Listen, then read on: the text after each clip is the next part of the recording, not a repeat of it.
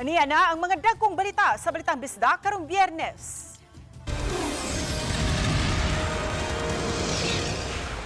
Governor Gwen Garcia gipamulta og 30,000 pesos sa pagsupak sa suspension orders sa ombudsman. 72 anyos nga babaeng milabang sa karsada nabanggaan sa motorsiklo patay. Insidente sa pagpamusil sa online gamer sa Barangay Mactan, Gisusi. Ug mga lakang aron malikayan ang pagbaha sa Mandawi City hingusgan sa disaster team. Kini ang GMA Regional TV, Balitang Bisdak. Mayong hapon, ako si Cecil Kibod Castro.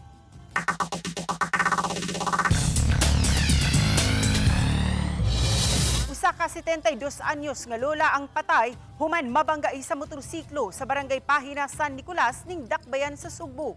Ini ang report ni Alan Domingo. Makita sa video kini usa ka babae nga milabang sa karsada og sa pag-abot sa tunga-tunga kalit kini midagan nga maayong pagkaigo sa nakagross nga motorsiklo og nalagpot kinig layo. Nahitabo kini pasado alas 11 sa buntag sa Sipadilla, Barangay Pahina, San Nicolas niadtong Hunyo 12. Ang 72 anyos nga biktima gidala sa ospital human sa aksidente. Apan wa nakagwanta ang tiguang ug nakabsan kini sa iyang kinabuhi sa tambalanan. Samtang ang driver sa motor nga nakadasmag usa ka lalaking Indian national nga nag-edad og 18 anyos. Gikustudiya kini sa Traffic Enforcement Unit kon TEU. Kinsa nakaangkon lang og minor injuries sa iyang tiil. Wa na kini magpa-interview pa sa media dihang gikuhaan sa iyang habig. Sa inisyal nga pakisusi sa Chief Traffic Investigator, giabaga sa suspect ang tanang bayranan sa biktima nga gidala sa pribadong tambalanan. Kitang mga driver, kita gyud mo'y mohatag og safe stopping distance kung ang mga tao kuno mulabang nga naas kahadlok was pangunahon na or kaning naglibog na ba kita mo'y mo adjust. Sa pikas bahin, tulo ka mga tao ang naangol human na dasmagan og multicab sa Bacalso Avenue, Barangay Poblacion Pardo. Ang mga biktima padung untang musimba pasado alas 5 kaning buntag dihang kalit lang silang gidasmagan sa sakinan hinungdan nga nakaangkon og danyo sa ilang lawas. Dali silang gisakay sa ambulansya ug gidala sa tambalanan. Samtang ang driver sa multicab na ila nga si Richard Ladunga, 28 anyos miangkon nga nakatulog human matud pa sa gikan nakig-inom atol sa birthday iyahang gitambungan hinungdan nga nabanggaan niya ang tulo ka mga pedestrian. Gikustodiyan usab sa TEU ang multicab driver og ang iyahang gimanihong sakyanan. Nakatuog jud ba?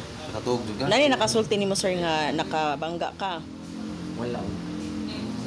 Pag bangon na nimo dito na murag naka-feel ka nga. Feel ko nga murag kanina katras ang kamot na tuwad yun sa kanyan.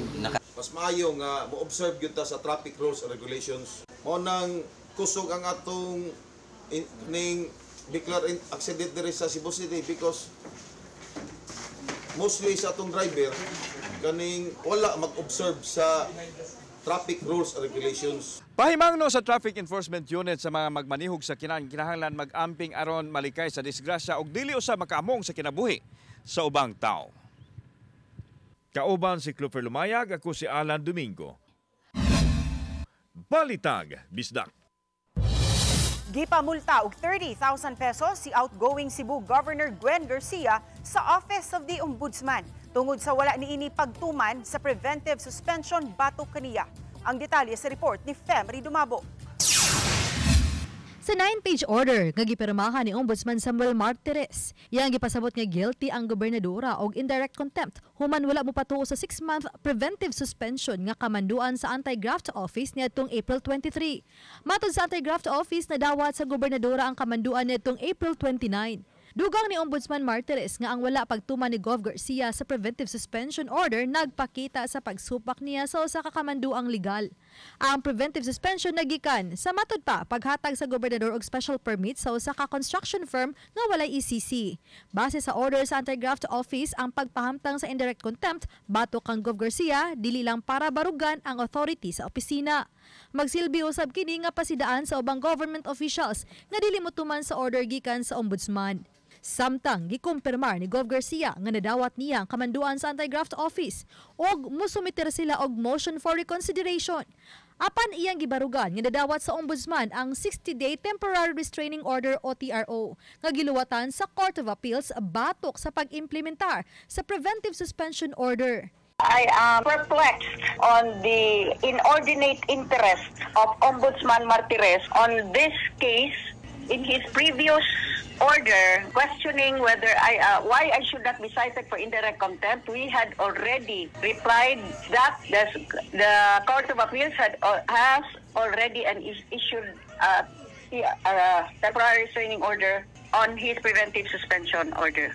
Midugang si Governor Garcia nga sa pagpahamtang kaniya sa indirect contempt, nagpasabot nga wala niini respetare ang TRO nga gi-issue sa Court of Appeals. I still believe that in the end, we are a nation and we are a province of laws, not of men. O Bariklans Gabutin, Femari Dumabok, Balitang Bisdak. Insidente sa giingong pagpamusil sa usa ka online gamer sa Lapu-Lapu City, gisusi na sa kapulisan. Siluan Mirundina sa report.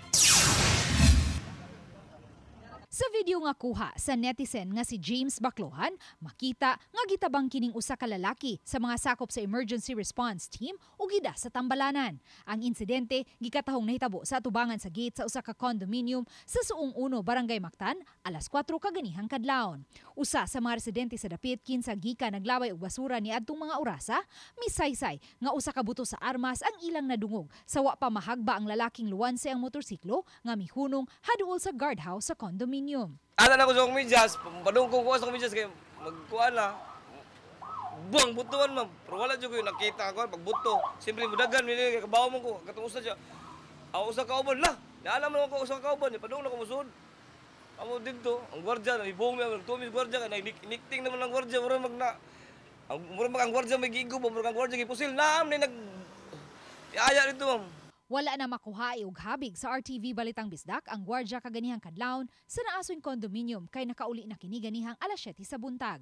Hinuon matod sa usa sa mga residente sa dapit nga misuway ang biktima pagsulod sa naasoy condominium apan wa kini pasudla sa gwardya kay di kini residente sa dapit ug wa usay napakitang ID. Apan sa kalit lang nadungog dayon ang buto sa armas ug nahagba ang maong lalaki. Ang gingon sa guard, dugay man ko ni hatag og ID. So pag dugay niya hatag ID, gidit sa naman siya posil ko no, something inana. So walay istorya nga klaro, unsa jay istorya nga klaro sa guard hitabo kay di sumor kalit lang ba. Mato ni Police Lieutenant Colonel Christian Torres, spokesperson sa Lapu-Lapu City Police Office, nga di pa sila makakonfirmar kung biktima ba sa pagpamusil ang naasong lalaki nga gitabang kaganihang kadlawon kinsa nasayran nga usa ka online gamer. Ato pa ning i-clarify sa medico legal kaya nga pa siya sa hospital karon og slag bagito nakaigo sa iyaha. Then maghuwat ta sa biktima considering buhi raman siya og formal mo file bagi siya kaso og nanatay lead about aning mga suspect nga allegedly nga may kontra niya. Mao man atong tan-awon kung unsa ba gini giposil ba gini or unsay gamit nga. Matod sa Lapu-Lapu City Police, dako unta og tabang ang CCTV footage sa dapit aron masubay ang tinuod nga panghitabo. Ang management sa condominium mipadayagman og kaandam nga mo-cooperate sa investigasyon sa kapulisan. Padayon usab karon nga gisusi sa Lapu-Lapu City Police ang background sa biktima. Personal grudge o baka kalambigitan sa illegal nga drogas ang duha ka anggulo nga ilang gisubay karon. Possible usa na tong tan-aw nga basig naa siya ka transact dito sa sud sa kondo nga mao lang toy gipaon ba nga ari diri tadi magkita. Mao na tong hitabo. Mao nang atong dako gitabang ang CCTV ani og makapakuha ta og footage ato. Ug asa gikan sad ang mga mamumuno. Uban ni Marlon Melgazo, Luan Merondina. Balitang Bisdak. Kini ang GMA Regional TV, Balitang Bisdak.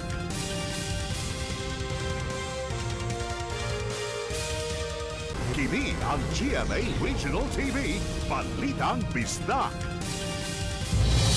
Prangkisa sa van nga nalambigit sa disgrasya sa DZR Airport sa Tacloban City ni atong Martes, gisuspenso na sa LTFRB Region 8. Ang detalye sa report ni Nico Sereno. Matod ni Veronica Reposar, Chief sa LTFRB 8, nga anaa sa 15 ka units sa Grand Tours nga may biyaheng Ormoc to Catbalogan ang ilang gisuspenso. Subay kini sa insidente, diin usa ang nakalas dihang mibangga ang usa ka van sa electric post sa Center Island padung sa Tacloban City Airport. Midugang ang opisyal nga kung mahibaw-an sa ilang opisina nga nagpadayon og biyahe ang mga units, lain na sab nga sanction ang ilang ipahamtang. Sa nagpadayong investigasyon sa LTFRB, usa sa tan-awon kung unsa pa ang mga laka nga himuon kalabot sa prangkisa sa nalambigit nga van. Titingnan pa namin yun kasi may hearing naman. Apan matapos na yung hearing, ma-evaluate ng namin ng legal kung may basihan na dapat i-revoke, i-revoke yun. Pero depende yun kung anong mga anong kalalabasan ng hearing. Subay sa mga insidente, mas higpitan sa LTFRB 8 ang roadside operation sa mga public utility vehicle kundiin subsub ang himuon nga inspection. Subay ning maong balita, naabtan sa Balitang Bisdak nga nagmingaw na ang terminal sa Grand Tours Ormoc tungod sa epekto sa pagkasuspenso sa prangkisa. Matud sa manager nga si Christine Nilios, nagkuha lang usa sila og upat ka mga V-hire gikan sa lain-laing prangkisa nga mobiyahe gikan Ormoc paingon Catbalogan. Medyo mamingaw hiya kay dara nga kulang akong mga driver kay ang iba nga mga apektadohan franchise yari ana gyud papabiyahe. So baga mamingaw ng pasahero yan na apektado tanan. Gikatakda nga makig-atubang sa LTFRB 8 ang tag-iya sa Grand Tours. Samtang padayon nga giasikaso ang tabang sa mga biktima sa maong insidente. Nico Sereno, Balitang Bisdak. Mga buot pang muapa sa last day of enrollment sa pipila ka mga public school sa Talisay City, midagsa kaganihang buntag. Bisan sa kakuwang gihapon sa classrooms, mga pampublikong eskwelahan sa Talisay andam na sa pagbukas sa klase karong Lunes. Tungsayra ng dugang detalye sa live report ni Fem Maridumabo. Fem?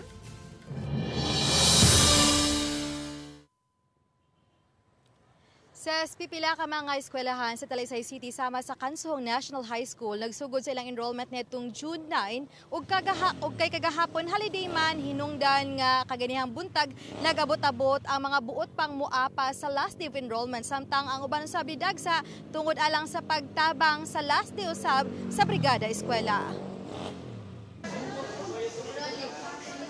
Sayo pa lang kaganihang buntag taas na ang linya sa mga tinunan sa Kansuhong National High School. Ang uban, kuyog nilang ilang ginikanan, aron mapaapas lang yun sila sa pagpa-enroll. Mato ni Jonabel Bindibel, principal sa Kansuhong National High School, nga sukad Hunyo 11, maabot na sa 1,670 ang mga naka-enroll. Hinoon mo dawat sila og mga late enrollees, bisan kung magsugod na ang klase. Matag alas 3 hangtod sa alas 5 lang sa hapon, aron usab di mabalda ang klase. Last year, our beginning of the school year enrollment is 1,995. So we are also aiming to reach that 1,995 or increase, accept still, transfer is to increase a bit of 2,000 until 2030 because if we will also accept, it cannot be because we only have these facilities. Adunay 46 ka mga sections ang Kansuhong National High School, gikan sa grade 7 hangtod sa grade 12. Ana alang sila 23 ka mga classrooms ug napulo ka shops alang sa ilang technical vocational education and training. Hinungdan nga ipatuman nila ang shifting of classes gikan sa alas 6 sa buntag hangtod sa alas 12 sa udto alang sa grade 7, grade 9 ug 11. Magsugod sa mga klase sa grade 8, 10 ug 12 sa alauna sa hapon hangtod sa alas 7 sa gabi. For the security, I will place there already, inform the rest, the school guards. Actually, I have 2 blue guards and I assigned one job order to have the 24-hour clock security in school.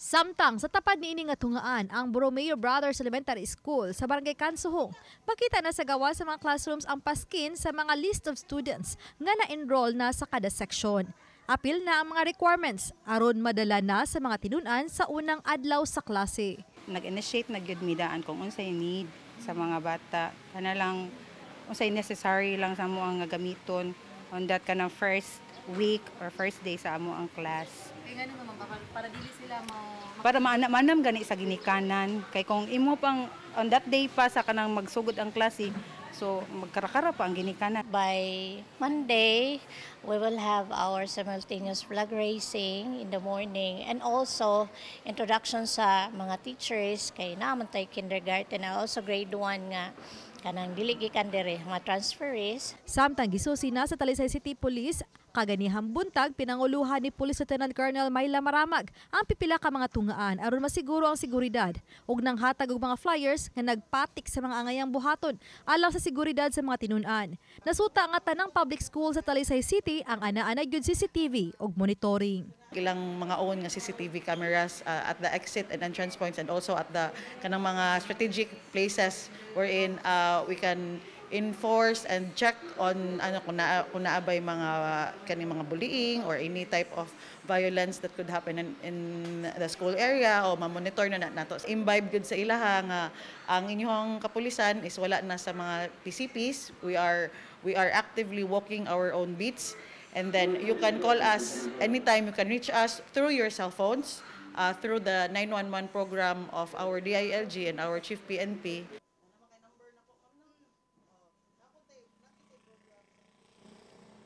Ses, karon man to adlaw ang katapusang adlaw sa Brigada Eskwela apan matud sa mga magtutulo sa Talisay City ngang ilang pagpangandam hangtod pa karong Domingo sa kadlaw sa dili pa ang pagsugod sa klase karong June 16. Samtang as of June 11 matud sa Talisay City DepEd Division nga ana-ana sila dulan sa 50,000 ka mga enrollees alang ning school year. Sa Central Visayas gilantawan na sa DepEd 7 nga anaa sa 1.5 hangtod na sa 1.6 million ka mga enrollees alang sa school year 2025 to 2026. Ses? Dagang salamat, Femery Dumabok. 139 ka mga nagpapili sa milabayng May 12 election sa Central Visayas ang wala pa makaduso silang Statement of Contributions and Expenditures kun SOSE. Unsa man ang mahitabo kanila. Sayran tang detalye sa report ni Alan Domingo. 94% sa mga nilansad sa nakalabayng eleksyon sa Central Visayas ang nakaduso silang Statement of Contributions and Expenditures kun SOSE matod sa Commission on Elections. Sa 2,383 ka mga certified list of candidates, 2,224 ang nakaduso sa ilang SOSE, samtang 139 ang napakyas.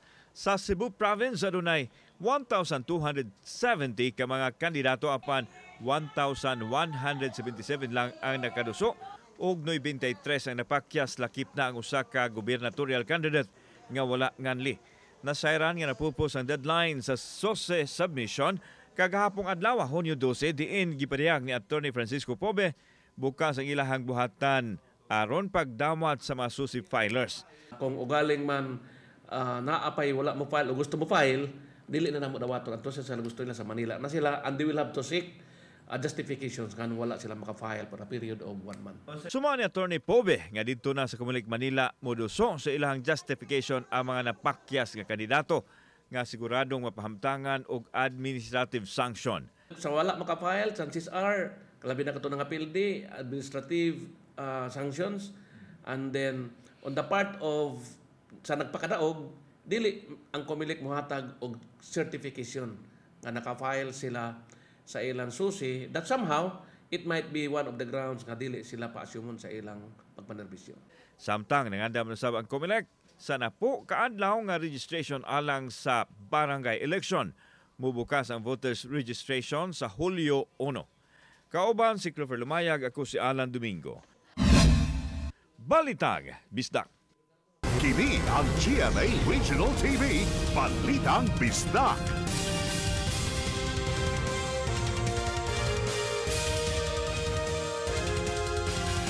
Kini ang GMA Regional TV, Balitang Bisdak.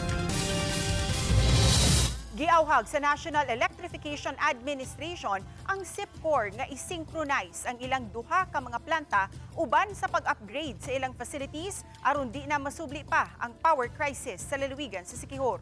Si Femery Dumabok sa report. Mga madaot nga produkto, maguba pa nga mga appliances. Lakip na sa wala pa mudayon nga mga turista, pipila lang sa epekto nga nasinati sa mga negosyante sa lalawigan sa Siquijor.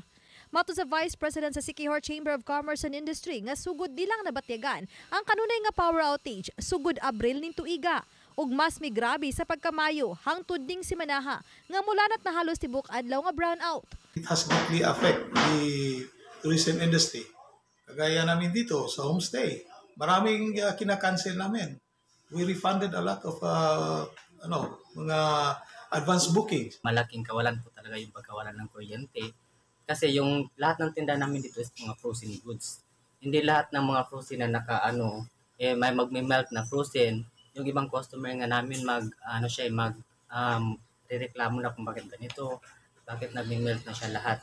Tungod sa maintenance issue, ang nakitang rason sa National Electrification Administration nga hinungdan sa energy crisis nga giatubang karon sa lalawigan sa Siquijor. Hinungdan nga isip short-term solution ang NEA ug ang Province of Siquijor Electric Cooperative kun Procelco mitabang sa Siquijor Island Power Corporation kun SEPCOR sa pagpalit sa gikinahanglang spare parts alang sa giayo pa nga mga generator unit sa planta sa SEPCOR nga napalyar. Gipahibaw noon ni Antonio Mariano Almeda, NEA Administrator, nga naayo na ang duha sa upat ka mga nagubang generator unit diha sa Barangay Candanay Sur, lungsod sa Siquijor. Hinungdan nga sugod kagahapon, maabot na sa 7.2 megawatts ang ma-supply sa SEPCOR. Matod ni NEA Administrator nga naa sa 6.6 ang baseload demand sa Siquijor, apan moabot sa 9.6 megawatts ang peaking requirements. Upon arrival here in the plant, it will take them 24 hours to integrate into the system. Once integrated, both units integrated, full coverage of the capacity requirement. So mawawala na ng brownout.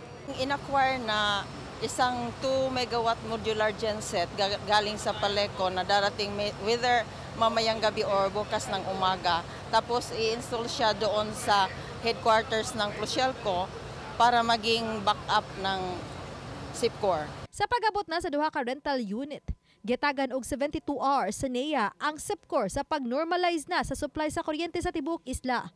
Samtang alang sa long-term solution, matod ni Almeda, nga gikinahanglang mo invest ang SEPCOR alang sa synchronization sa duha niini ka planta sa lungsod sa Siquijor ug lungsod sa Lazi, nga gibanabanang mobalor og 12 milyones pesos.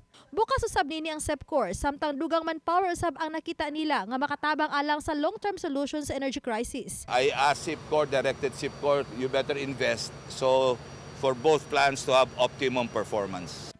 Kagahapon, si Presidente Bongbong Marcos ang personal nga nabisita sa planta o nihatag og 6 ka buwan alang sa pagpatuman sa permanenteng solusyon. Hindi po pwedeng paano hindi bibigay. Hindi pwede. It just cannot be. Talk to the people na walang kuryente. The governor has to explain. He has to explain every day to his people kung bakit walang kuryente. Hindi naman nila kasalanan. Nagbabayad na ang cooperative. Ang problema, yung provider.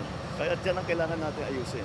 Tungod dini ni padayag sa ilang pasalamat ang mga opisyal sa lalawigan sa Siquijor. As Provincial Tourism Officer, we know just how important it is to have a reliable source of electricity for the island. Of course, we're also trying to accommodate people who want a stable energy source for the day-to-day needs because many of our tourists are actually digital nomads. 6 months where this crisis can be solved is like a blessing to the province, especially that we really need that power. Oba ni Marlon Melgazo ug Edward Tubilan, Femari Dumabok. Balitang Bisdak. Paghingusog pa sa mga lakang kontrabaha himuon sa Mandawi City. Si Nico Sereno sa report. Biyernes ni atong miaging simana grabing pagbaha ang nasinati sa pipila ka bahin sa syudad sa Mandawi. Human sa pagbundak sa kusog kaayo nga uwan, gikan hapon hangtod gabii. Kining maong mga eksena hugot nang gipangandaman sa syudad labi na rong panahona. Usa sa gipahingusgan ang clean up sa drainage culverts ug manhole aron mapahawanan sa mga nakabara. Giauhag sa Disaster Council ang subsob nga paghimo niini kaabag ang ubang ahensya sama sa DPWH. Kung barog daw kasud sa manhole, di na daw ka masud tungod sa basura ba? And it can support your weight. So alarming, you know. Siguro for me, kaning mag-diesel ta and declog, these are band-aid solutions ba unta ang ato ang main thrust gyud is to educate the people nga dili magpataka og labay. Atol sa City Disaster Council quarterly meeting, subling na highlight sab ang preparasyon para sa panahon sa ting-uwan. Labi na ang kooperasyon sa lain-laing departamento o ahensya sa tagsa-tagsang tahas ning panahuna. Heavy rain in Mandaue City, kabaw na may unsa nga parts ang expected mo baha. If the heavy rain is coming from Cebu City, unya mulabang diri sa Mandaue ang tubig, kabaw na punta asa nga parts.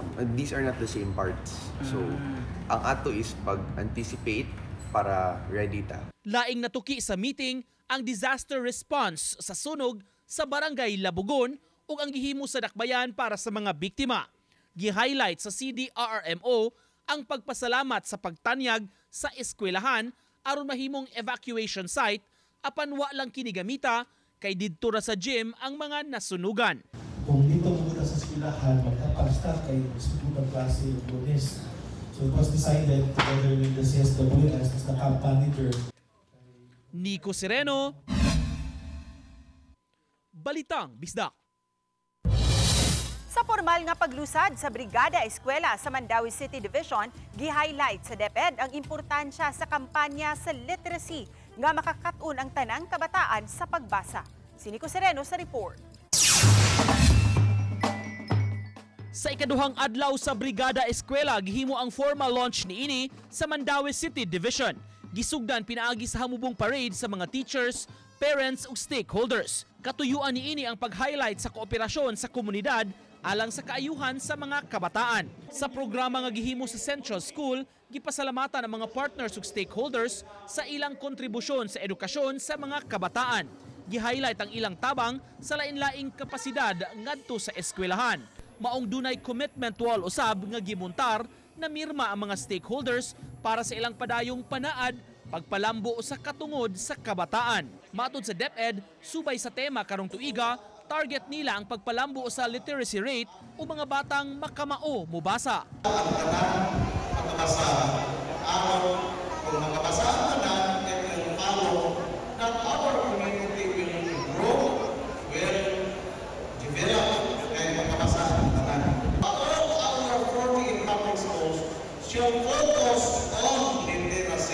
Human sa programa, gipadayon ang lain-laing trabaho sa eskwelahan sa mga volunteers ug partners para mas maandam ang tunghaan karong Lunes.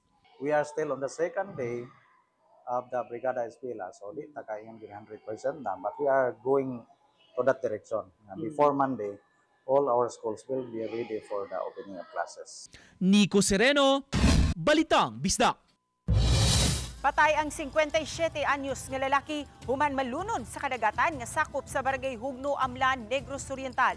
Samtang laing lalaki gipusil patay sa iyang panimay sa Bais City. Ang report ni Femery Dumabo. Dead on arrival sa Negros Oriental Provincial Hospital ang biktima nga si Felix Esparcia, 57 anyos, residente sa Barangay Hantayanon, Amlan. Sa investigasyon sa kapulisan, kauban ang biktima sa iyang mga paryente nga nagparty sa usa ka resort. Samtang nag-inom ang mga lalaki, wala na matod pa sila nakabantay nga milakaw ang biktima. Sa pagtuo nga miuna kini sa pag-uli, wa na nila siya gipangita. Pasado 4 sa hapon sa Domingo, nakita ng lawas sa biktima nga gianod sa baybayon.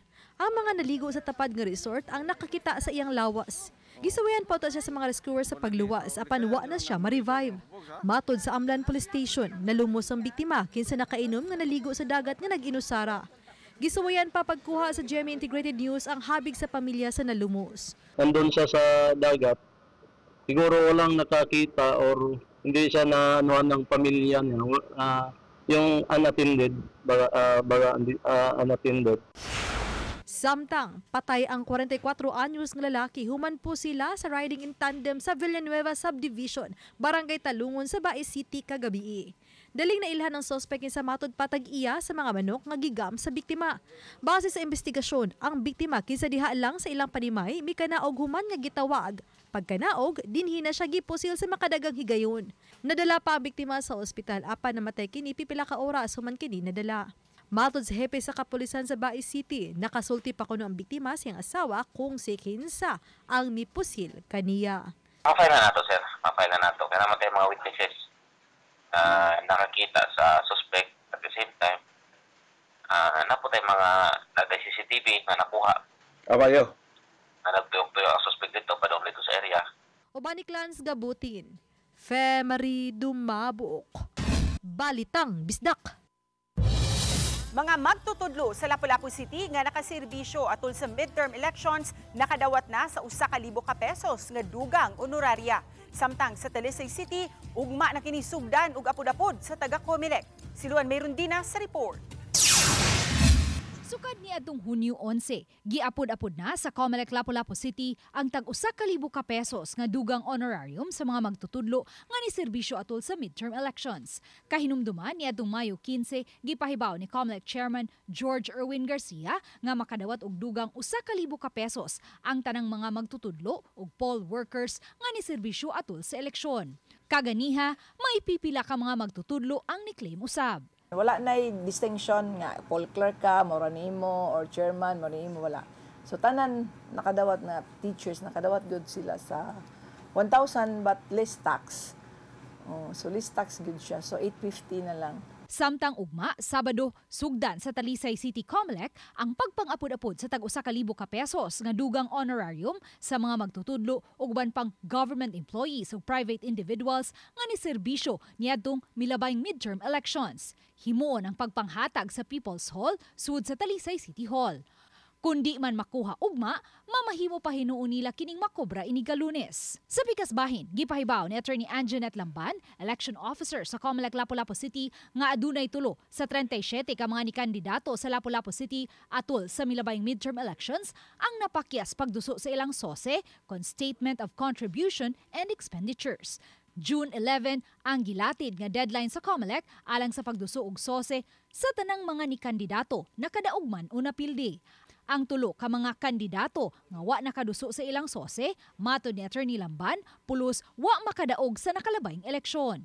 Ang importante para gyud nga ang mga kandidato kung gusto pa man gyud sila nga mo balik o kandidato sa sunod nga or maabot nga mga elections, so dapat mo file gyud sila susi. Then they will also be held liable sa ilang bayronon dito sa BIR. Samtang gipahibaw usab sa Talisay City Comelec nga tanan gyung 16 ka mga nikandidato sa dakbayan sa Talisay ang nakaduso sa ilang statements of contribution and expenditures niadtong Hunyo 11. Uban ni Marlon Melgazo o Godfrey Rilien, Luan Merondina, Balitang Bisdak.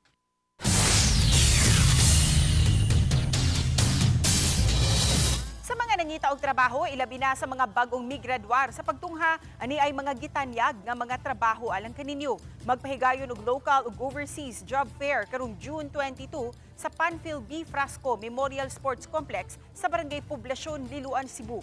Sugdan ang job fair alas 8 sa buntag hangtod na sa alas 4 sa hapon. Alang sa mga local applicants, mamahimong magdala og updated resume ug SSS number. Samtang sa mga overseas applicants, pagdala og updated resume, certificate of employment ug passport. Laing hugna sa aumento sa mga produktong petrolyo, mabatyagan na usab sa mga motorista sunod semana. Matod ni Department of Energy Oil Industry Management Bureau Assistant Director Rodela Romero nga subay kini sa 4-day training sa MOPS o gitawag nga Mean of Platts Singapore. Gibara-bana nga 90 sentimos ngadto sa 1.40 matag litro ang aumento sa gasolina.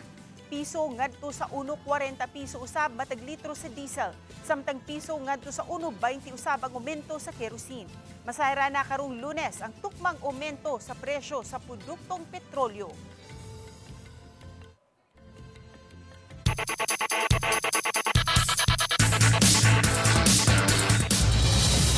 Nakabot na sa Benilde Lady Blazers at 4-peat human mo kampyon sa NCAA Season 100 Women's Volleyball. Nalangkat na usab sa Arellano Chiefs ang labi-unang nilang championship sa men's volleyball. Ano ang report? Bam Bam! Oh, that was out, Bam Bam! Gipukan sa Arellano Chiefs ang Litra Knights sulod sa 4 sets aron malangkat ang 11 nilang kampyonato sa historic Season 100 Championship sa men's volleyball. Sa paggiya sa ilang setter nga si Adi Villados, gibaliwala sa mga Chief ang ilang kapildihan sa first set aron langkaton ang sunod-sunod nga kadaugan sa 3 ka sets aron ang kunon ang kampyonato. Gipili nga finals MVP ang team captain nga si Carl Berdal samtang ang first year head coach nga si Carl Brian Vitog mo'y napili isip Coach of the Year. Sa Women's Division usab, nakumpleto sa Binad Lady Blazers ang 4-peat o ang ilang ikaupat nga sunod-sunod nga kampyonato. Si Coach Onyok Gitigan mo'y napiling Coach of the Year. Sobrang hirap din ang pinagdaanan dahil nakatikim din kami ng talo eh. So lahat yun na-overcome. And yun nga, dahil nga double round robin siya, nakapag-adjust kami. May mga bago eh. So nag-step up sila and deserve nila talaga to. Samtang si Micah Go ang ilang finals MVP o season MVP alang sa season 100. Yung finals MVP award ko naman po, lahat naman po kami nagtrabaho dito para din naman po to sa mga teammates ko. Mitambong sa awarding ang mga sakop sa NCAA Management Committee o Policy Board o si Senior Vice President and Head of GMA Integrated News, Regional TV and Synergy, Oliver Victor B. Amoroso. Kauban si Clarence Gabutin, Mark Radiabella. Balitang Bisdak. Samtang nag-trekking sa Lake Danao sa Ormoc City, Leyte, sila si Patrick, kalit silang nahunong sa ilang nakitaan, usa ka blue nga butterfly, ug dali nila kining gikuhaan ug hulagway ug mavideohan ang ilang nakitaan, usa ka rare nga butterfly sa syudad, ang Lexias satrapes ormocana o Ormocana butterfly. Gipangaan kini sa lugar kung asa lang kini makitaan ug nahimong simbolo usab sa Ormoc City. Ang sighting sa Ormocana butterfly sa Lake Danao, usa-usab ka senyales nga abunda ang kalikupan sa maong lungsod.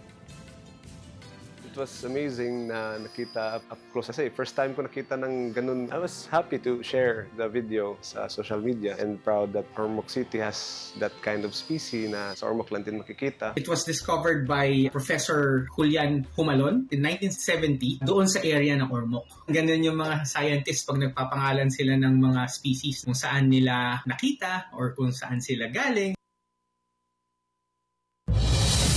Mga kapuso, apil na sa nagpadayon nga proof of purchase promo sa GMA. Ang Kapuso Big Time Panalo Season 3. Mamahimong magpadala og mga entries ang mga mamalitay, lakip na ang mga sari-sari store owners sa Mercury Drugstores, Pure Gold branches, GMA Regional TV ug radio station sa tibuok nasod.